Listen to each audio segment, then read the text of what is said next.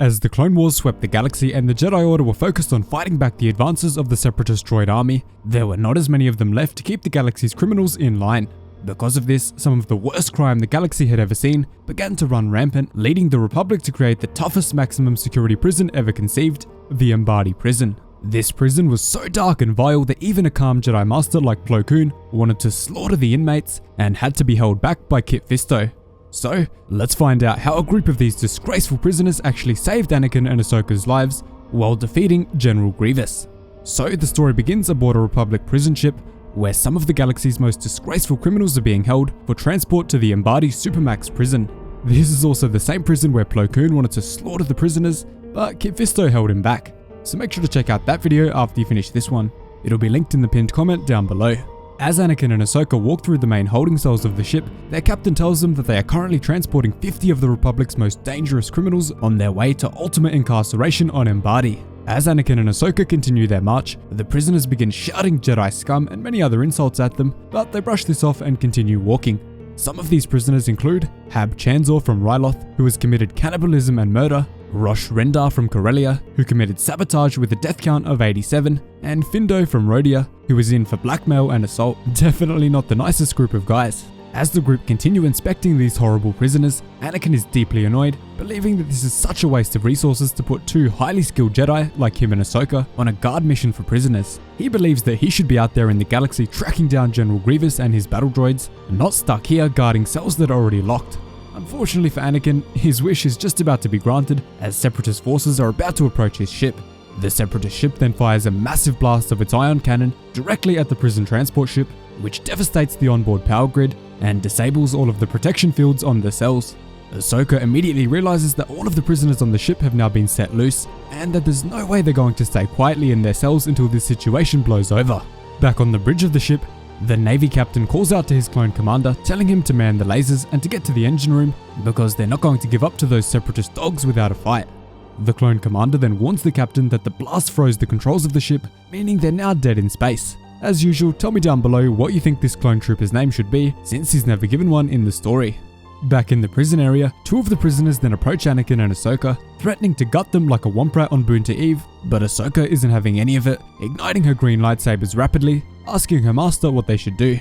Anakin then warns Ahsoka to hold the prisoners back at all costs, but they must remember that these people have already been tried by the Republic, so Anakin and Ahsoka are only here as their jailers, not their executioners, and sadly for them, can't just kill the prisoners at will. As the fighting rages on in the prison hold, the clone officers of the ship warn their captain that their lasers are out of juice, once again reminding him that they are defenseless until they can get the main reactors back online. Anakin and Ahsoka continue defending themselves as they trek through the prison holding areas, and Anakin demands a status update from one of the clone officers. The officers then tell him that the ship took a massive strike from a Separatist ion cannon, which means that these prisoners won't be staying in their cells for much longer. Following this, a prisoner from Mandalore named Rage Albaras walks up to the two Jedi, and since he's in prison for murder and kidnapping, Anakin warns Ahsoka to keep at it and make sure to never let her guard down. As this is happening, Anakin's wish to be tracking down General Grievous instead of playing prison escort officer comes true, with Grievous commanding the ship to just attack them. Grievous's battle droids then inform him that the Republic prison ship is now utterly defenseless, and it's only a matter of time until the droid fighters can split it open and kill all of the Republic officers on board. At this point, the prisoners are flying into an absolute frenzy, attempting to create as much chaos as possible to provide a distraction for their escape, meaning Anakin has to pull his fighting skills up a gear while remembering that he can't kill any of these disgusting criminals. The captain of the ship continues working hard to get his weapon systems back online, but the onslaught of prisoners continue to come harder and harder at Anakin and Ahsoka, this time with the man from Alderaan telling Ahsoka that when he's done with her, there won't be enough left to make earrings for a Wampa. Ahsoka, however, isn't fazed by this at all, quickly fighting back by saying that talk comes cheap, but the sabak pot is still up for grabs. While Ahsoka is busy dealing with these horrendous criminals attempting to attack her from every angle, Grievous is on board his ship, directing his B-1 battle droids to keep pressing the attack with full force. After hearing this order, his B-1 commander fires on the Republic prison ship, this time sending a devastating blow through the outer hull, sucking many of the clone troopers out into the cold void of space. The massive hole in the hull of the ship also begins to violently pull Anakin and Ahsoka out too, but luckily they manage to get the blast doors closed, meaning they'll be safe for now. But Ahsoka is deeply worried, wondering how much more of a battering this ship can take without just completely crumbling. Unfortunately, their entire crew is gone, and now that the blast doors are closed, they can't access the reactor. This means that General Grievous can pick them off however he pleases. Ahsoka then asks her master what he's thinking and what the next step in the plan will be, and he says something pretty surprising. Instead of fighting these criminals off any further, he tells Ahsoka to extinguish her lightsabers because they can't help her now. After saying this, Anakin declares to the prisoners that they are all sitting ducks unless they can get the engines running again, adding, "My Padawan and I can't do that alone. If you want to go on fighting us, then we'll all die out here, or you can help us get this ship repaired." The prisoners are initially disgusted by this offer, responding to Anakin by saying, "What, so you can transport us straight back to prison?" Anakin, however, responds, "Yes, so I can transport you straight to prison, alive." The prisoners aren't happy with this initially, but eventually one of them, who was imprisoned for death stick distribution, speaks up and says, "Alive's better than dead, no question," before being joined by another criminal who was in for impersonation.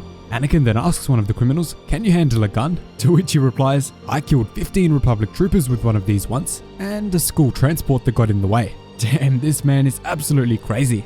Anakin then hands Ahsoka a spacesuit, and she's very concerned at first, but she has no other choice than to go out into the cold void of space and begin making repairs to the ship. Ahsoka then tells her criminal ally to keep working on the hull, but he very bluntly tells her, "I once rewired a scout ship so that the retro rockets took out a room full of senators. This won't be a problem, sweetie." Yeah, no wonder these criminals are going to Embody and not the prison on Coruscant. These guys are absolutely disgraceful, but you can't help admire that they'll work hard when their own lives are on the line. Eventually, Ahsoka completes the repairs with her new prisoner friends and gets back to the main deck so that they can return the droids to their factory settings, as melted down slag.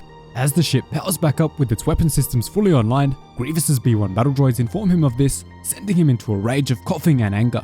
Grievous is disgusted because his droids assured him that the ship was powerless, but the B-1 units make the excuse that the prisoners are very tricky. Yeah, Grievous is not going to take this too well. Following this, the prison ship fires on the Separatist fighters, destroying every single one of them and allowing them to retreat to a safe distance so that they can make full repairs. Later that day, when the power has been restored and the force fields on the prison cells have been turned back on, Anakin walks through the prison hold and praises all of the prisoners for their good work today. He tells them that on behalf of the Republic, he expresses his gratitude and tells them that their effort today will not be forgotten when their time for early release comes up in the near future. Although I think some of these guys are definitely not going to get released early. Some of them have killed hundreds of people. One of them was literally in for cannibalism, so I think these guys are definitely going to have a hard time getting out, even after committing this good deed. But we'll just have to see. If you want to see where these guys ended up, make sure you check out the pinned comment down below or the card on screen at the end of the video, as it's a pretty bad environment, and Plo Koon even wanted to slaughter them. And to end the story, Anakin continues walking with his apprentice, telling her, "Remember, Ahsoka, unlike droids that always follow their programming, people can always change their ways." While he says this, Grievous flies into a complete rage and is creepily stalking behind his B-1 commander, probably only seconds away from ripping his head off in anger. So those are the prisoners that helped Anakin and Ahsoka escape from General Grievous's grip. Thanks so much for watching, really hope you enjoyed the video. Remember to leave a like down below for more. Cheers guys, hope to see you in the next one.